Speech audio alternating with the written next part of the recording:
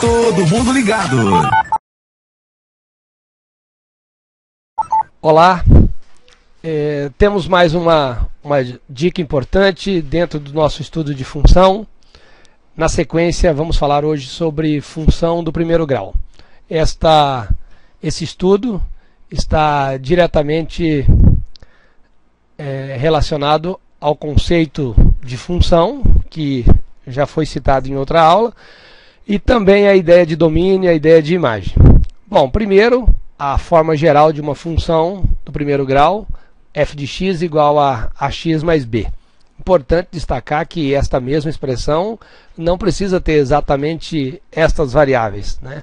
A forma padrão do sistema de coordenadas cartesianas, que usa x e y, o x na horizontal e o y na vertical. Você pode trabalhar outras funções do primeiro grau, como v de t igual a 2t mais 1 e assim sucessivamente. Bom, nesta expressão nós temos o a, que é chamado de taxa de variação ou coeficiente angular da reta, e o b é denominado coeficiente linear da reta. O coeficiente linear também, denominado termo independente. A função do primeiro grau, ela tem algumas ramificações. Uma delas é a definição de função linear. Tá? O que nós chamamos de função linear? É uma função do primeiro grau onde o b é um coeficiente nulo. E isso é muito importante na construção do gráfico, porque neste caso a reta vai interceptar o eixo x e eixo y no encontro dos dois eixos, no ponto de coordenadas 0, 0. E isso implica numa variação direta. O que significa a expressão variação direta? Significa que x e y, nesse caso, serão diretamente proporcionais. À medida que x crescer, y crescerá na mesma proporção. Ou, à medida que x decrescer, y decrescerá na mesma proporção. Esse é um conceito importante, que é o conceito de diretamente proporcional. Bom, temos também uma função afim, que esse é um caso mais genérico. O que nós chamamos de função do primeiro grau classificada como afim? É qualquer função do primeiro grau, exceto aquela constante, onde o a é 0, certo? Bom, especificamente a função constante, ela tem uma característica de uma reta paralela ao eixo x. O que seria a função constante? É uma função do primeiro grau onde você tem um a nulo, certo? Tipo f de x igual a 2, f de x igual a 3, f de x igual a menos 1.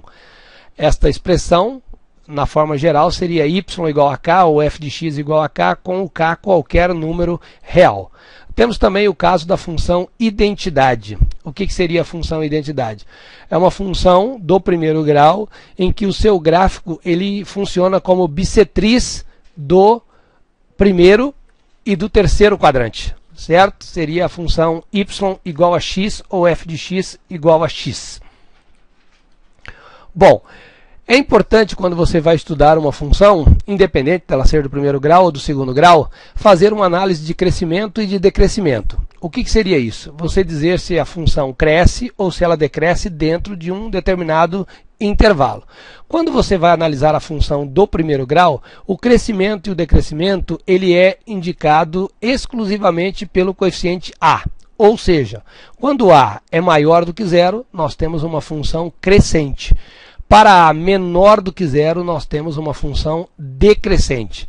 E já acabamos de falar que se a for 0, você tem uma função constante, ou seja, uma reta paralela ao eixo das abscissas. Zero, ou raiz de uma função, é uma determinação, é um conhecimento muito importante quando você vai analisar uma função. Esse é o ponto de intersecção com o eixo das abscissas. Para você determinar esse ponto, o procedimento que nós adotamos é pegar a nossa função e tornarmos y igual a 0. Ou seja, você vai pegar a sua função e vai igualá-la a 0, tornando-a uma equação. Nesse caso específico, uma equação do primeiro grau. A análise, graficamente, ela fornece o quê? A intersecção da reta com o eixo x. Para a análise das funções de primeiro grau, especificamente, esses são os aspectos mais importantes que a gente tem para vocês nessa aula de hoje. Um abraço, logo teremos outras dicas.